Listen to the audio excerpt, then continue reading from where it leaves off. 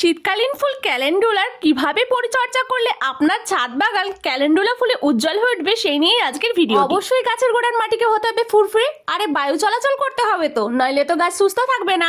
আর গাছের গোড়ার দিকে ওই যে পচা শুকনো পাতাগুলোকে অবশ্যই ছেটে ফেলবেন, ওগুলোতে না গাছের অনেকটাই এনার্জিকে শোষণ করে নেয়। ওই সমস্ত কিছু ছাটার সঙ্গে সঙ্গে গাছের শুকনো যে মূর্ছে যাওয়া ফুল সেটাকেও বাদ দিয়ে দিতে হবে গাছ থেকে। শুধু নিজে খেলেই হবে, গাছকেও তো খাবার দিতে হবে, নাহলে গাছ কোথা থেকে আপনাকে ফুল দেবে বলুন তো?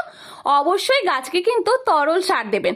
আর তরল সার হিসেবে দুই প্রকারের সার দিতে পারেন। একটা সরিষার খোলকে যদি 7 দিন ভিজিয়ে রেখে দেন অবশ্যই ভালো ফল পাবেন।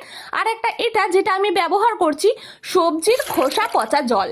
দেখুন, এটা যদি 1 ঘটি পরিমাণ সবজির খোসা পচা জল নিই, তার সাথে 2.5 ঘটি ফ্রেশ জল মিশিয়ে দ্রবণটাকে তৈরি করে সেটাকে দিতে হবে গাছের গোড়ায়। এইভাবে পরিচর্যা করার কিছুদিনের মধ্যে পেয়ে যাবেন হাতে নাতে ফল। দেখবেন গাছ ভরে এসেছে কুড়ি আর বাগান হয়েছে ফুলে উজ্জ্বল। ভিডিওটি যদি ভালো